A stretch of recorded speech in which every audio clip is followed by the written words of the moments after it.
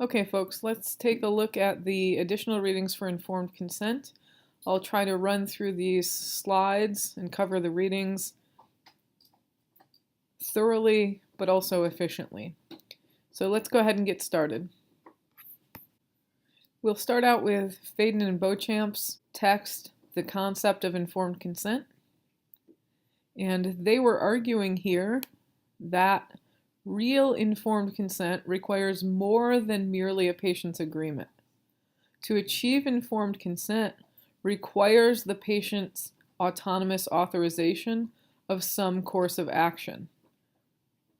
So what this text is trying to do is to show the importance of not only autonomy, but also the action of authorizing a decision, and ultimately argue that without that kind of autonomous authorization, we don't actually have informed consent.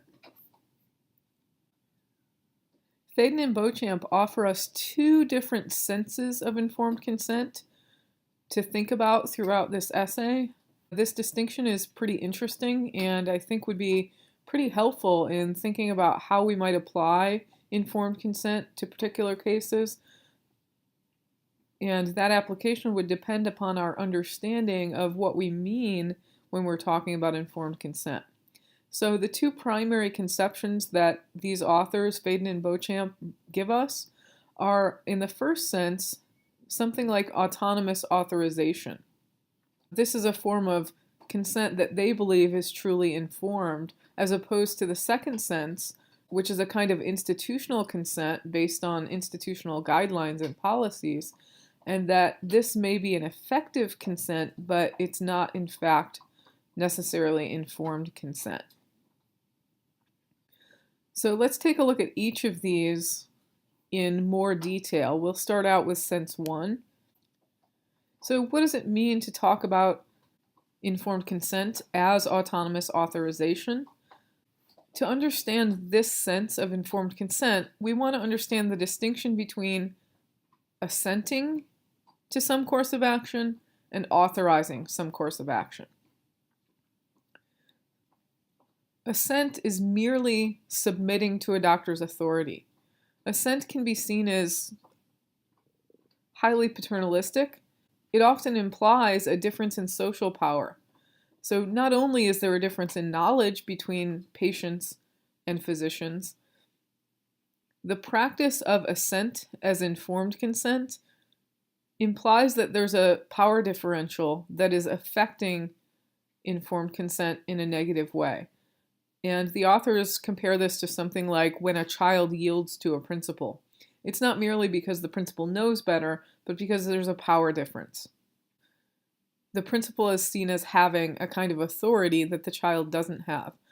And ultimately, we don't want to see this kind of power differential when patients are in a position to make decisions about their bodies and their health and their well-being. Which is why the authors argue that rather than merely assenting to a doctor's authority, informed consent actually requires the patient to authorize a particular course of action. And this authorization puts the control and responsibility of the decision or the choice on the patient rather than on the physician. Interestingly, the authors point out that autonomy itself requires the first three aspects of authorization. So to be acting autonomously, there must be an understanding of the choice, an absence of control by others, and some kind of an intention to make a choice.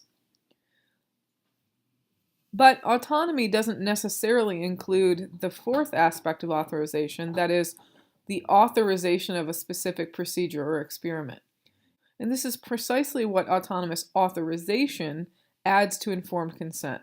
So autonomy requires 1 and 3, but informed consent requires autonomous authorization, where the autonomy involves understanding, absence of control by others, and intention, and authorization includes that last part where there is the authorization of a particular procedure, experiment, or course of action. In fact, if a patient satisfies 1 through 3, understanding, absence of control by others, and intention, but they don't satisfy that fourth condition of authorization, they're actually giving informed refusal rather than informed consent. And informed refusal is autonomous. It's an autonomous choice, but it's not consent. So informed consent requires all 4 aspects. Another thing that Faden and Beauchamp discuss is the problem of shared decision making. Well, the authors here argue that there's a distinction, an important distinction between informed consent and shared decision making. These are not equal. They are not the same thing. Informed consent cannot be reduced to shared decision making. And some reasons why this is the case are that informed consent applies to medical treatments and procedures as well as human research. However, in human research situations, shared decision-making is not part of the process. So in reducing informed consent to shared decision-making, we problematize our capability to discuss human research and patient involvement in such research, since in using human participants in research, we don't make shared decisions about that process. Secondly, authorization is itself distinct from social dynamics that are involved in decision making. Informed consent is different from shared decision making in the sense that shared decision making may be part of the informed consent process, but it doesn't include authorization, which is required in informed consent. Katz, who we'll look at in the next essay, is right, according to Faden and Beauchamp, that effective communication is essential to informed consent, so the decision can be made together so long as authorization by the patient is satisfied, but the decision is not necessarily needed to be made together. So it's possible to have informed consent without shared decision making. And there may be cases, particularly as we'll see when we look at Brody's piece, in primary care situations where shared decision making is not needed or required in a given situation. Ultimately, the authors here want to argue that what's important for informed consent is autonomous authorization, not shared decision making. Shared decision making might be part of the process, though it's not necessary, but autonomous authorization is absolutely necessary for informed consent. So the important thing here in this first sense of informed consent, where informed consent is autonomous authorization, is to understand what authorization means. And the authors define this as a patient assuming responsibility for what has been authorized and a patient transferring authority to a physician to bring about what has been authorized. So both of these aspects of authorization are part of informed consent in the first sense. Now, let's look at informed consent in the second sense, and this is the institutional sense of informed consent. In this sense, informed consent is obtained through procedures that satisfy the rules and policies of a specific institution. This model of informed consent is not derived from autonomous action or respect for autonomy. It's obtained procedurally. The focus is not on the patient's act of giving consent in this sense, as it is in the first sense. Rather, the focus in sense 2 is on regulating the consent seekers, the physicians, the nurses, the caretakers, so that they can achieve what's called institutional consent. This requirement is focused more on following the guidelines, policies, and laws that require physicians to obtain informed consent. It's possible that informed consent can be given in the first sense, but not satisfy informed consent in the institutional sense. For example, your text discusses the twins, Carol and Marty, who are in a car accident. One twin was born with only one kidney, and this happens to be the twin, Marty, who was injured in the accident, and Marty now needs a kidney transplant. Carol has two healthy kidneys, and Carol agrees. She gives her informed consent in the first sense. She makes an autonomous choice, and she gives autonomous authorization to go through with the procedure of donating her kidney to her twin sister, Carol. Yet, informed consent was not achieved in this case in the second sense, that is, the institutional sense, because all laws and guidelines were not followed as required by the institution and the state laws. And for this reason, the parents of the twins ended up suing the hospital because the legal age for consent in their state was 21, but Carol was not 21, and so we did not reach informed consent in the second sense, but we did in fact achieve informed consent in the first sense.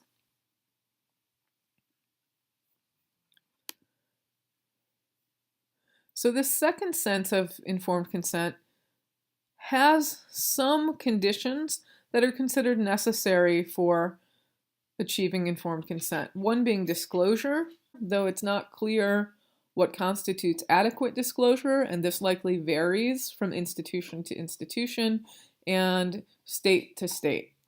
Understanding, the patient has to understand what they're consenting to. Competence, the patient has to be competent to give consent. And absence of controlling influences. The patient should not be manipulated or coerced into making a specific choice. Sense 2 is often satisfied with merely the condition of disclosure as sufficient for informed consent, depending upon institutional guidelines and state laws. And this is the mechanism by which informed consent is often evaluated and adjudicated institutionally and in the courts, since disclosure is something that's more easily measured. It can be difficult to measure things like patient understanding, even competence to some degree. And so typically the focus on institutional consent is based on evaluations of whether or not the physician disclosed to the patient the relevant information. And ultimately, this second sense of informed consent, then institutional consent, is what drives our institutional and legal understanding of consent. It drives policy. It drives the guidelines that have been developed for institutions like hospitals and care facilities and state laws and so on and so forth. So we might see the second sense of informed consent, the institutional model, as the legal standard for informed consent. And we might see sense 1, that is the autonomous authorization model of informed consent, as the moral standard. In fact, sense 1 could serve as a model for institutional rules and not only moral obligations. So the authors here are supporting Katz's position that sense 2, the institutional sense of informed consent that drives our legal and institutional standards, should conform to and encapsulate sense 1. So sense 1 seems to be broader, the moral standard seems to be broader, more inclusive, and the argument here is that the legal standard, the second sense of informed consent, ought to conform to the moral standard, or sense 1. And the reason for this is that the aim of informed consent is to allow patients to make autonomous, informed decisions. And so the legal requirements of sense 2 should be in place in order to bring about those aims. That is, the moral ideal of respecting patient autonomy and allowing patients to exercise autonomy. So it should be clear that meeting sense 1, the moral standard, can actually fail to meet sense 2 if certain rules and regulations are not met. We saw this in the case of Carol and Marty. Also, meeting sense 2 can fail to meet sense 1 since rules and regulations don't necessarily require autonomous authorization. Yet, patients have a decisive role to play. On Katz's view, as the authors point out, the courts have made a mockery of informed consent, as sense 2 has nothing to do with patient autonomy. Okay, let's take a look at J. Katz's piece, Informed Consent, Must It Remain a Fairy Tale? This was the longer of the 3 texts. However, I'm going to simply go through some of the more important points that were not discussed in the other readings. But it would be a good idea to get a pretty close reading of the Katz piece, since he offers some pretty interesting details with respect to informed consent. Generally, what Katz is arguing here is that informed consent is legally recognized, but it's not being achieved in practice. And the reason for that is that physicians don't see patients as deserving of respect as persons. So Katz is arguing that there's a problem with respect to our practice of informed consent because of the way that practice fails to impart to physicians the importance of respecting patient autonomy. One of the things that Katz discusses is some of the barriers to joint decision-making. 3 of the barriers that he talks about are medical uncertainty, patient incompetence, and patient autonomy. Katz argues that medical uncertainty is likely the biggest obstacle to adequate disclosure and informed consent. And the reason for this is simply that medicine is a science. It's not certain. Like every other science, medicine is always fallible. So we're never completely certain about choosing a specific treatment or procedure. It's difficult for physicians to convey this to patients because revealing uncertainties along with treatment options, risks, and possible benefits, this can be embarrassing. It's embarrassing to admit ignorance, particularly when you're in a role of providing knowledge about someone's well-being. And so physicians believe that this would erode a patient's trust in them. Because, hey, let's face it, we like certainty. We're not likely to have a lot of confidence in a doctor who says, this is my best guess, we're not really sure.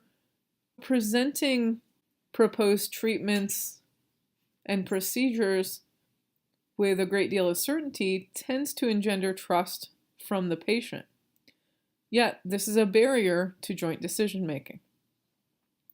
The second barrier, patient incompetence, is important too, since relying on this kind of narrative that a patient's inability to understand or make decisions requires a kind of paternalistic intervention that is said to be for the sake of the patient's well-being.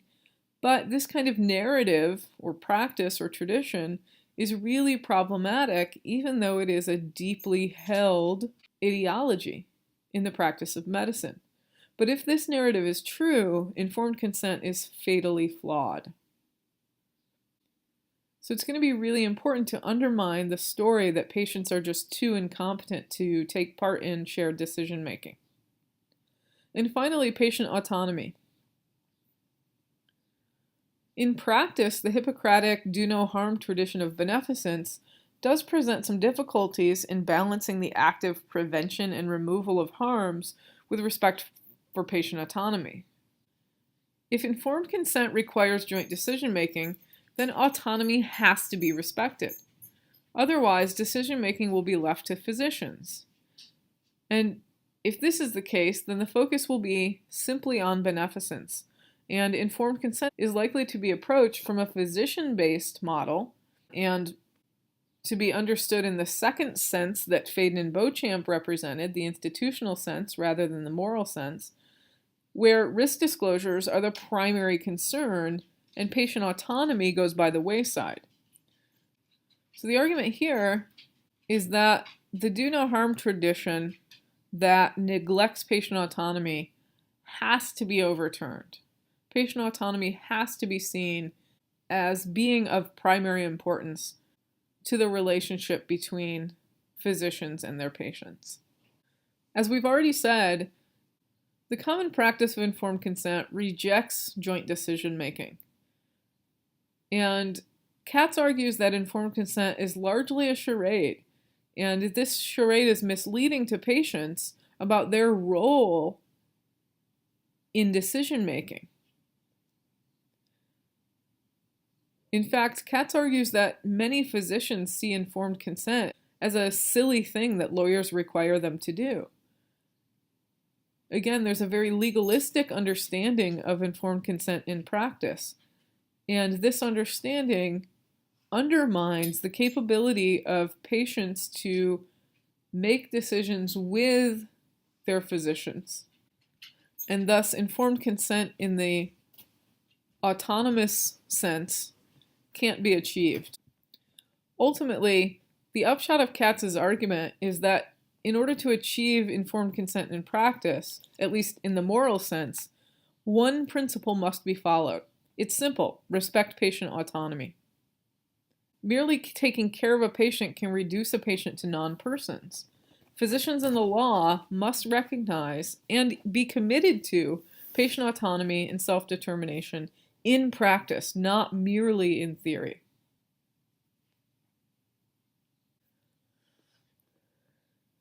Okay, finally, let's take a look at Howard Brody's piece, Transparency, Informed Consent in Primary Care.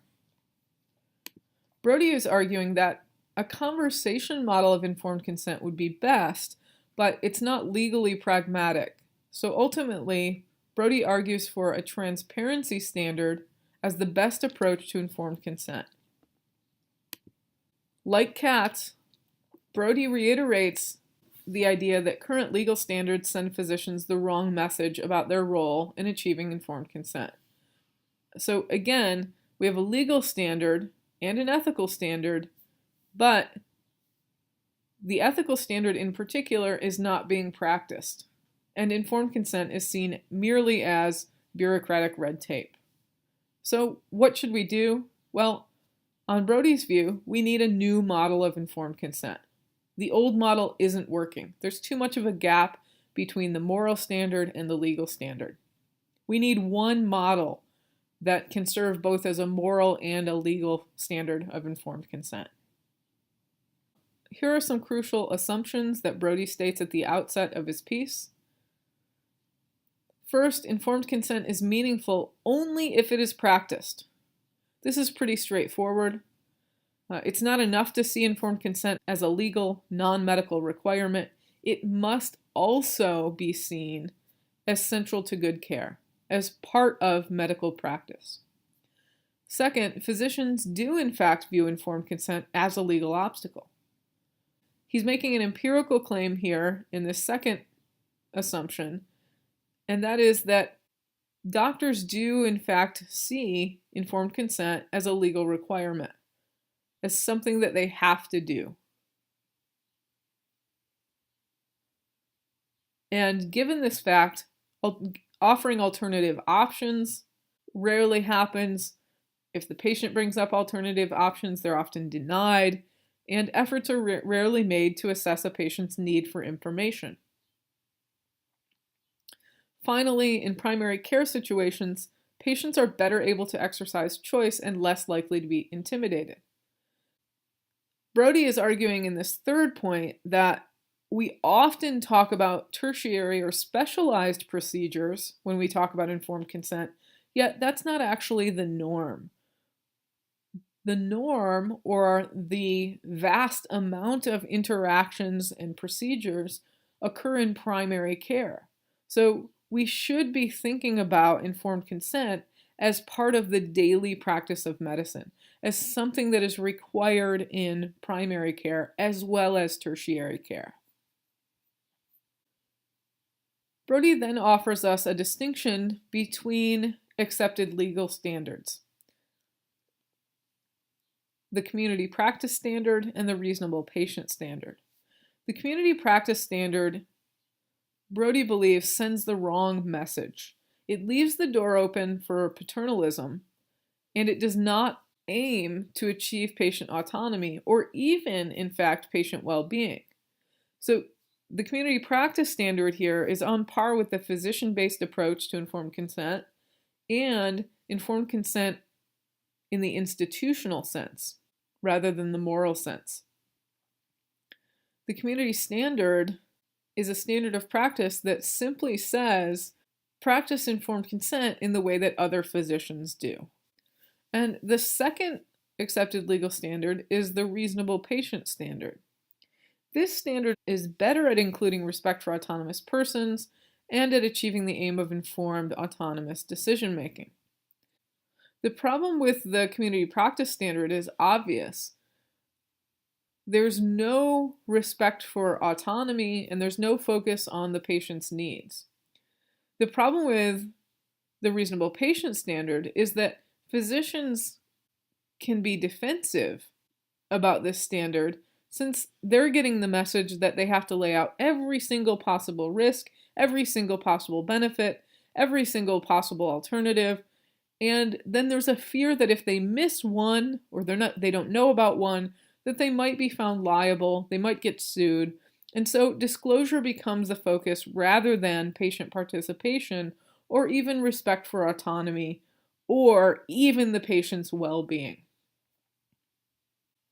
So again, even on the reasonable patient standard where the patient should be seen as central to informed consent, because of the legalistic message that is being sent to physicians, the focus, even in the reasonable patient standard, becomes a focus primarily on adequate disclosure to prevent liability.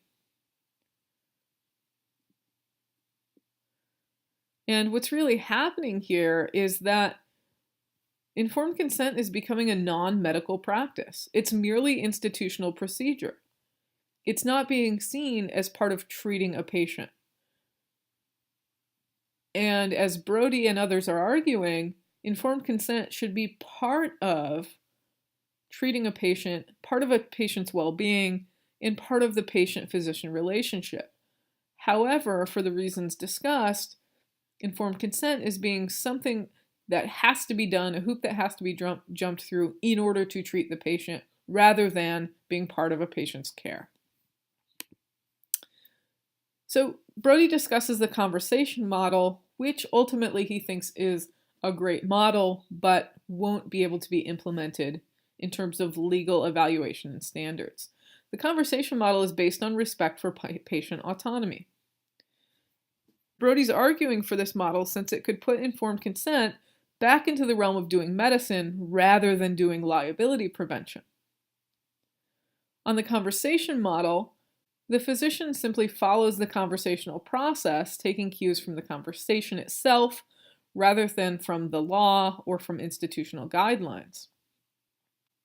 And on this model, informed consent would come to be seen as a participatory process rather than as one-way discussion or disclosure based on legal requirements. Ultimately, he does suggest that the conversation model would be very hard to implement since it would be difficult to translate it into legal standards, which are important. So Brody suggests the transparency model. This model takes some of the best features of the conversation model, but translates it into a format that can be incorporated into the law. On the transparency model, informed consent is achieved when a reasonably informed patient is allowed to participate in the medical decision to the extent that a patient wishes. And like the conversation model, this model, on Brody's view, can put informed consent back into the realm of doing medicine rather than being part of a liability prevention procedure. To be reasonably informed, then, is to be part of a transparent process where the physician discloses the basis on which the proposed treatment is chosen, where the patient can ask questions that are answered to the patient's satisfaction.